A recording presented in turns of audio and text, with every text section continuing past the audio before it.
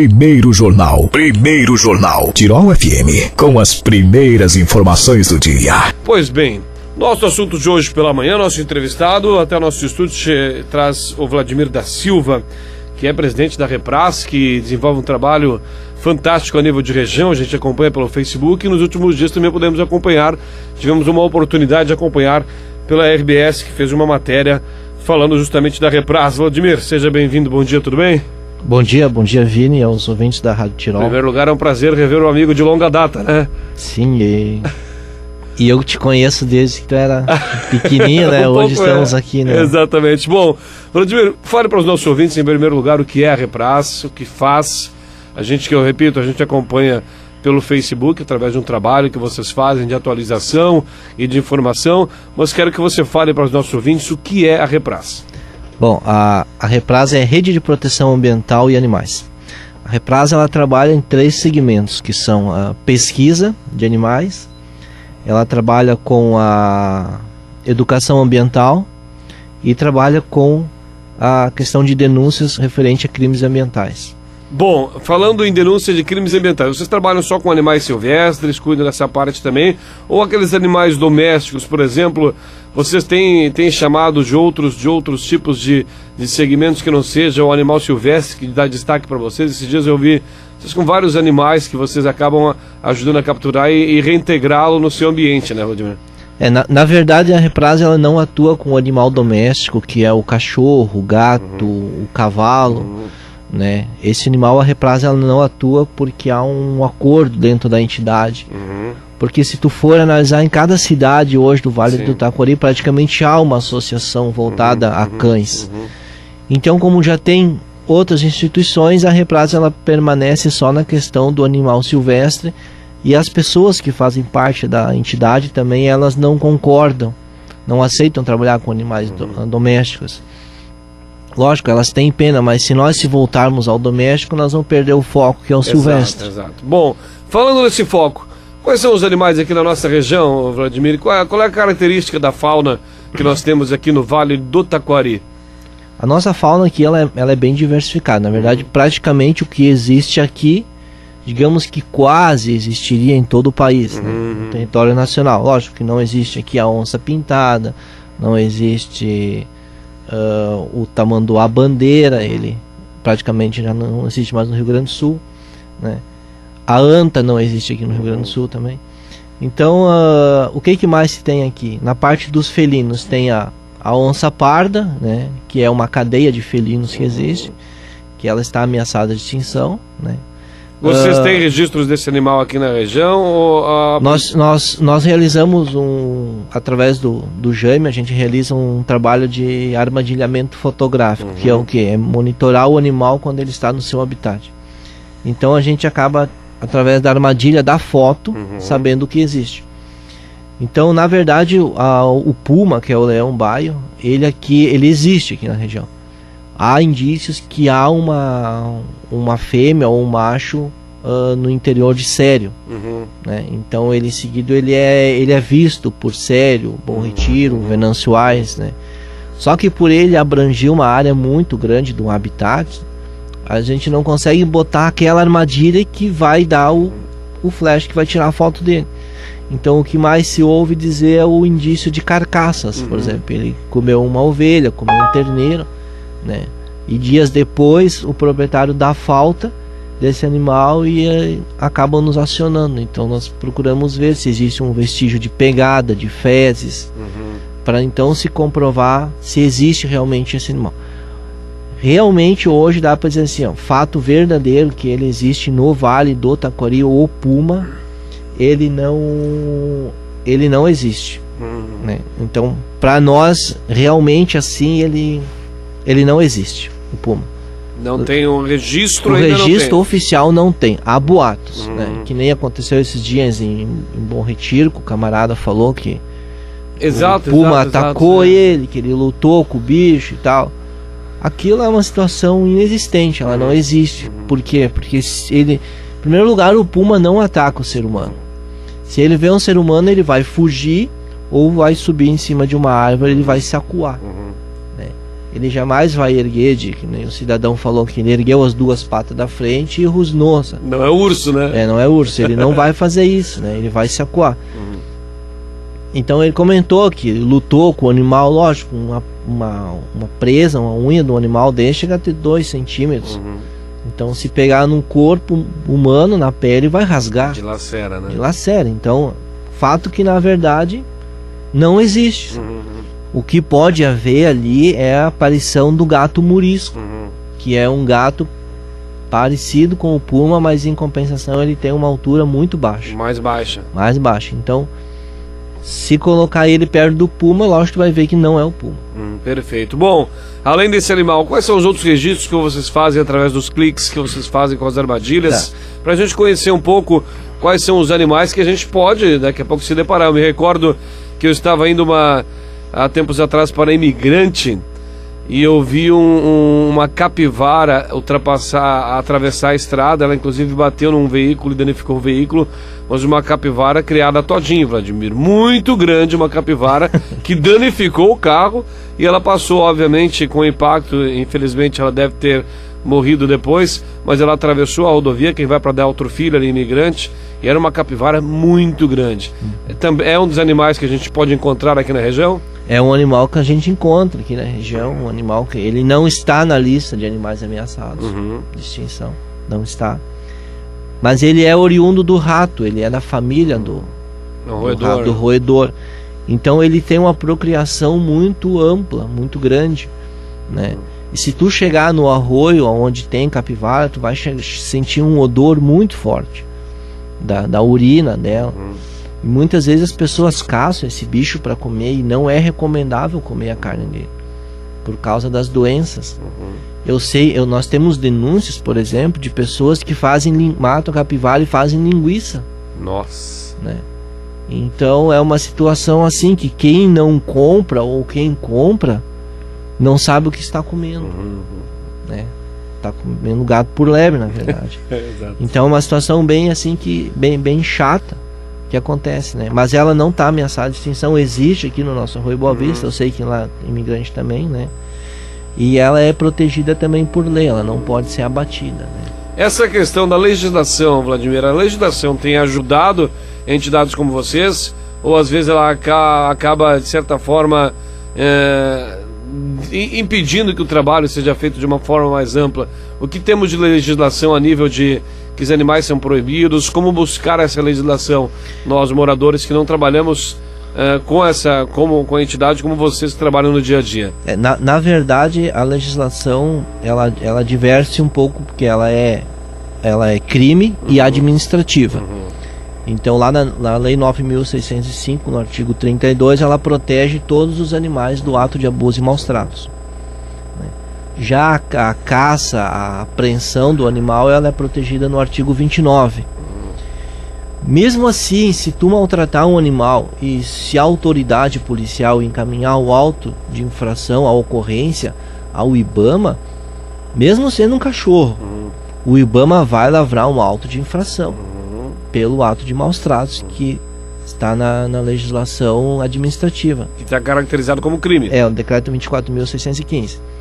Está caracterizado como crime e vira infração administrativa. Então, o animal silvestre, quando ele entra numa lista de animais ameaçados de extinção, ontem foi publicada a lista do Rio Grande do Sul de animais ameaçados de extinção, ele é passivo de multas. As multas chegam ali a 5 mil, 15 mil reais, né? Com acréscimos. Se tu matar hoje, por exemplo, vou te citar assim um exemplo, um gato do mato para pegar a pele, é um animal que está ameaçado de extinção. A multa vai ser altíssima. Então não vale a pena tu cometer esse crime só por ter ali uma caça ou uma pele de um animal desse, né? Ou uma paca também que está na lista de animais ameaçados de extinção. Vladimir, quais são as demandas que vocês trabalham? O que mais chega para a Repras de denúncia, de buscar ajuda? Quais são os serviços que vocês são mais acionados enquanto entidade? 2 anos atrás, o que mais nos chamava era o tráfico de aves. O tráfico de aves, ele dominava a questão no Vale do Taquari.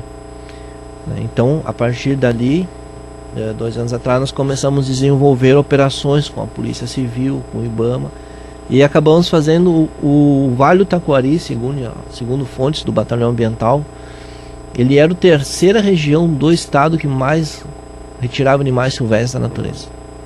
Lógico, o tráfico ele não caiu, ele continua, ele existe, né? Teutônia já tinha um traficante muito grande de animais também, mas ele diminuiu. Também veio em segundo lugar a questão da rinha de galo, que é uma questão muito complicada, porque tu chegar a um rinhadeiro não é fácil. Tu chegar até onde eles estão rinhando é muito complicado. Tu tem que fazer um trabalho de inteligência muito certo, né? E depois existe toda a questão legal, que vai de uma legislação muito ampla, né, estadual e municipal, pela manutenção do galo de rinha dentro do território nacional, né? Se tu olhar o decreto hoje federal, o novo decreto feito, ele proíbe a manutenção desse animal dentro do território nacional por tempo indeterminado. Perfeito. A sua criação e manutenção. Então legalmente ele é proibido manter o galo de rinha aqui, porque ele é da origem indiana, né? E ele acaba trazendo outras doenças para os lotes de frango criados dentro, que são comercializados. Próximos ao rinhadeiro. Então, são essas duas demandas. Segunda demanda que hoje está nos trazendo também é a questão do desmatamento, né? Existe. O que acontece hoje? Aquele colono, o agricultor ele é mal orientado e ele acaba fazendo aquela demanda aos poucos. Hoje ele tira 1 metro, amanhã ele tira mais 1 metro, né? Só que muitas vezes ele não é informado, então ele não sabe que ele está prejudicando a si próprio, porque toda a árvore que existe, todo o coqueiro, ela tem uma importância no ecossistema, né? Então ele está terminando com si próprio. Tanto que esse ano na Amazônia foi desmatado o que equivale a igual 2 cidades de São Paulo. Poxa vida, realmente. Bom, falando um pouco nessa questão da preservação, quantos anos tem a Repras, Vladimir, vocês trabalham? A Repras, ela existe desde de 98, ela era uma associação de replantio de árvores. Exatamente, é por isso que eu quero perguntar. Analisando nesses anos de Repras, a questão especialmente do desmatamento, ele tem aumentado, tem diminuído, tem mantido uma mesma média na região? É possível fazer um levantamento ou um mapeamento das regiões que estão sendo mais prejudicadas? Ele tem diminuído. Tem diminuído? Ele tem diminuído, porque existe muito hoje o agricultor saindo, o filho, né, indo procurar o emprego em outra empresa, e aquilo ficando. Eu fiz uma pesquisa dias atrás até, e acabei vendo que realmente aumentou o número de matas, né?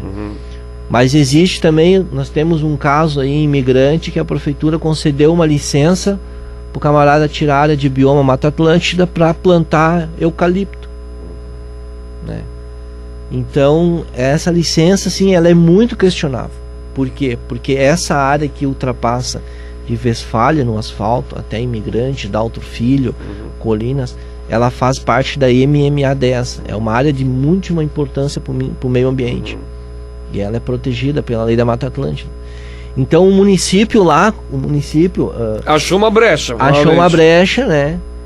E muitas vezes vou falar bem a verdade, aquele prefeito não quer perder aquele voto, e vamos considerar essa licença para o Pedro, né?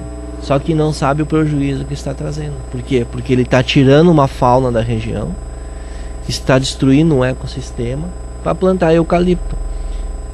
Então é algo muito errado que devia ser mais compreendido pelas pessoas que fazem essas licenças. Sem dúvida. Bom, além de todo esse trabalho que vocês fazem, eu quero que você fale pra gente também quem é que pode procurar, quem é que pode acessar o Repras. Vocês são uma entidade sem fins lucrativos, né, Vladimir? Como é formatada a Repras hoje, até para quem quiser buscar mais um trabalho, quem quiser buscar se inteirar desse trabalho que vocês realizam? A Repras, ela é constituída por 2 engenheiros florestais, né? 2 biólogas, a Rosiara e a Fran, uma de Encantado e Rui do Meio. Então a Repras, ela tem uma característica assim, ela é espalhada. Ela se espalhou por Encantado, Lajeado, né, Teutônia, e agora nós estamos com duas pessoas que vão ingressar na entidade de Roca Salles. Então a Repras, ela, assim, a gente praticamente não convida pessoas para entrar na entidade. Por quê? Porque é um trabalho muito técnico. Ele é muito técnico. Tu não pode errar perante um animal silvestre, tu não pode errar num parecer técnico, porque, por exemplo, a reintrodução de um animal silvestre na natureza, ela depende muito de uma avaliação técnica do biólogo, ela depende de legislação, né? Então tem que ser muito bem avaliado. Por exemplo, hoje nós temos 4 denúncias de pessoas que mantêm macacos em casa, primatas, macacos acorrentados no fundo de casa. Não adianta hoje a gente acionar a polícia ambiental, a polícia civil, para ir lá retirar esses animais. Por quê? Porque o zoológico está superlotado. Então, se tirar o animal de lá, ele vai ficar numa quarentena de 40 dias ou mais. E também deve ser difícil de reconduzi-los ao habitat natural, né? Porque talvez eles estão ali há 10 anos amarrados à corrente, eles não sabem caçar, eles não sabem buscar comida, não sabem nada nesse setor. Palavras de um leigo, né? Eu falando. Não, o que tu tá falando é a verdade, porque ele já está domesticado. Sim. E outra situação do primata, do macaco, é que ele é territorialista. Então naquele bando existe um macho que é o macho alfa. Então naquele bando não tem como tu pegar um macaco que está, por exemplo, há 15 anos numa casa, que é um macaco já de idade, e tu pegar e largar ele na natureza. O que ele vai fazer? Ele vai procurar um bando. Quando ele procurar aquele bando, possivelmente ele vai ser expulso. E o expulso vai ser ele ser agredido, haver uma briga entre eles, né? Ou um morrer ou o outro. Mas mesmo assim a sobrevivência dele é difícil, né? Então, na verdade, o Ministério do Meio Ambiente no Brasil, ele é o que tem a menor renda, a menor destinação de valores, digamos, né? Porque o Brasil, apesar de haver uma fauna imensa, muitos animais, nós somos o pulmão do mundo, o nosso país ele não valoriza o meio ambiente. O meio ambiente ele está lá em penúltimo lugar. Lá na ponta de baixo da fila, para quem quiser receber um dinheiro, receber uma verba, são sempre os últimos na fila, exatamente. Até porque, talvez, como tu falaste bem, nós estamos no período eleitoral, talvez é o que menos dê voto, né, Vladimir? A gente sabe que o meio ambiente é um trabalho que tu faz por baixo, de conscientização, e talvez é o que menos apareça na hora de angariar votos, né, infelizmente. Tu sabe que, falando nisso, eu percebi esse ano, se tu fizer uma pesquisa, tu vai ver, esse ano muitos candidatos voltados à causa animal. Muitos candidatos voltados a essa questão, tanto a esposa do prefeito de Porto Alegre, Fortunati, é uma que se lançou na causa animal, uma vereadora de Porto Alegre, a Lourdes, também se lançou. Então estão vários que estão procurando essa causa dos animais, porque sabe também que tem o voto e é uma causa que está parada, mas que hoje existem muitos adeptos. Hoje, se tu olhar, praticamente toda a residência tem um cachorro. Tem um cachorro, pessoal, tem um cãozinho lá, ou tem um gato, né? Exato. E é contra aquele ato de maus tratos, né? Exatamente. Bom, falando então, para nós fechar nosso assunto, Vladimir, foi assunto da RBS, essa semana uma matéria, né? Sim. Aqui bem perto da gente, com relação à travessia de animais silvestres. Eu ouvi que tu falavas, um dos depoimentos, falando nas passagens por baixo da rodovia, que poderiam ser uma das soluções, né? A gente vê, de fato, muito gambá, tatu, morto aqui na nossa região, na nossa cidade, quem vai para Poço das Antas, aqui na Via Láctea. Nós temos esse problema muito forte aqui na nossa região, também as rodovias que cortam ecossistemas. Tem. Existe um programa, o Urubu Móvel. Ele é um aplicativo que tu baixas da internet e tu pode baixar ele também, tu passa na rodovia, tu encontra um animal atropelado, tu fotografa e adiciona ele no sistema. Esse sistema, ele catalogou no Brasil por ano 700 mil animais mortos em rodovias. No mundo ele chega a 240 milhões por ano. Então são números muito altos. No decorrer do tempo, assim, nós estamos sendo muito procurados. Por quê? Porque a rodovia 453, a Rota do Sol, no trecho que segue a Estrela, na barragem da Sertel, passa a barragem da Sertel, passa aquela ponte, existe uma intensidade muito grande de animais mortos. Num dia foi catalogado 7 animais atropelados ali. Então são números muito altos. A rodovia, ela pode ser ecologicamente preparada. Vamos dizer assim, se ela não foi no passado, quando deveria ter sido feita, ela pode ser agora feita. Ainda mais que hoje ela está subsidiada a EGR.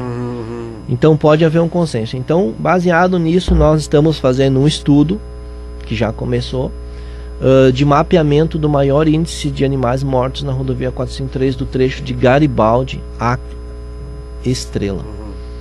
Nosso objetivo ali é com que a EGR instale os ecodutos, que são passagens subterrâneas.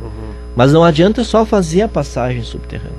Tu tem que fazer uma contenção ao redor da rodovia, para que o animal, quando esbarre na contenção, ele procure a alternativa, né?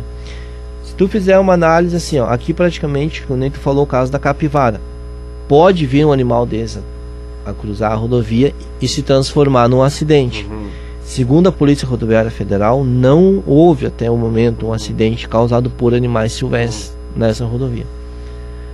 Mas o que acontece muitas vezes? Aquele animal que está ali atropelado, ele acaba sendo vítima, trazendo mais uma vítima. Por quê? Porque vem aquele gavião, o gavião carcará, né? Ou vem um graxaim com o odor da carniça, ele vem comer o outro animal, né? Então isso acaba gerando mais morte na rodovia.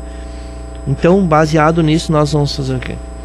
Nós procuramos já o Ministério Público de Estrela, estamos fazendo esse trabalho.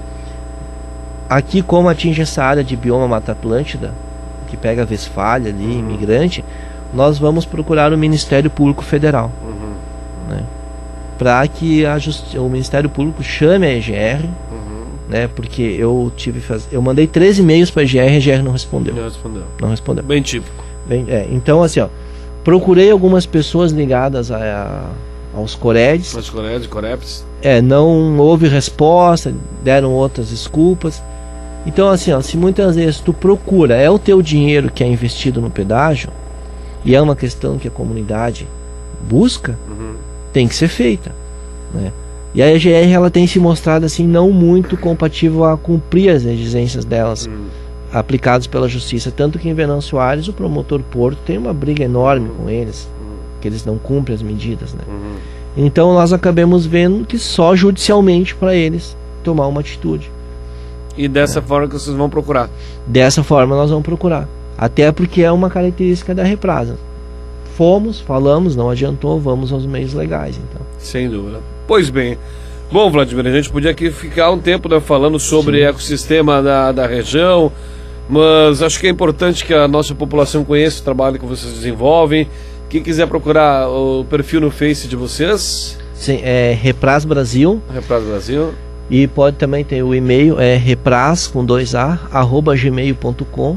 Né? E o telefone que as pessoas podem ligar é o 9737 4426. 9737 4426. Perfeito, cara. Quero te desejar aí um bom final de semana. Obrigado. E parabenizar pelo trabalho, acima de tudo. A gente vê que um trabalho dá certo quando ela toma a dimensão das pessoas comentar na rua, das entidades comentar, e a gente espera que vocês possam aí continuar mantendo esse trabalho que vocês vêm realizando. Até uma próxima oportunidade, tenha um bom final de semana. Então tá, obrigado pela oportunidade. Um abraço para ti.